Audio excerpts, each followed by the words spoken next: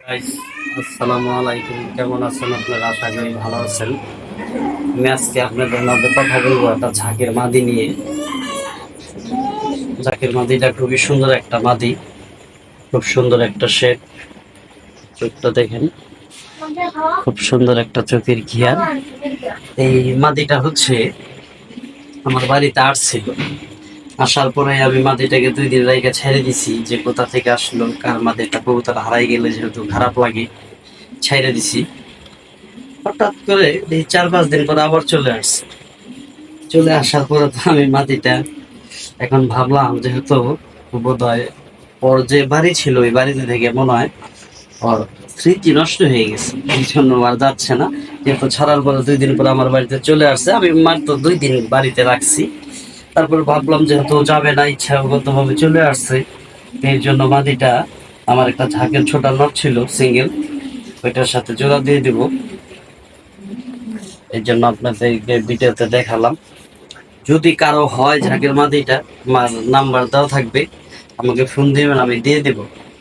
যেহেতু ছেড়ে দিছি, চলে যায় নাই, যদি কারো মাদি হয় অথবা চেনা থাকে না, কারো বাড়ির পুরনো কবুতর, ধরো ধরো ধরো, পুরনো কবুতর থাকে, আমাকে ফোন দিবেন, আমি দিয়ে দেব। মাদিটা খুব সুন্দর ভাই, পাক ঝাঞ্ঝা করা আছে। একটা ছিল, এর জন্য উইরা চলে আসছে, কারো শখের কবুতর হবে। কারণ যেহেতু কবুতরটা শেপ সুন্দর, মাথায় চুইটাল।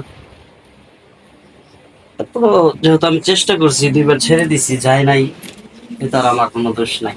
কারণ দোষ থাকলে আমি তো ছেড়েই দিছি, যদি কিন্তু মাদিটা এই সাইড পা কাপড় 2টা ঝাঞ্ঝা করা ছিল।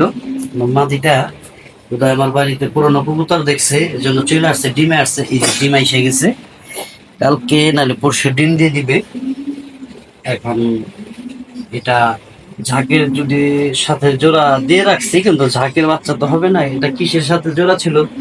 যদি ডিম বাচ্চা পরে, ডিম বাচ্চার পরে বোঝা যাবে যে এটা কিসের সাথে জোড়া ছিল, কারণ বাচ্চার বিবরণ দেখলে বোঝা যাবে। এই জন্য আপনাদের ভিডিওতে দেখালাম। দেখানোর মেন উদ্দেশ্য হলো, যদি কারো মাদি হয়, যদি কেউ চিনেন জানেন, তাহলে আমার একটা নাম্বার ফোন দিবেন, আমি দিয়ে দেবো। যদি আপনাদের দূরে থেকেও আসে, তাহলে আমাকে ফোন দিলে আমি মানে দেওয়ার চেষ্টা করবো, অথবা আমার অ্যাড্রেস আপনারা নিলে আইসা নিয়ে গেলেন।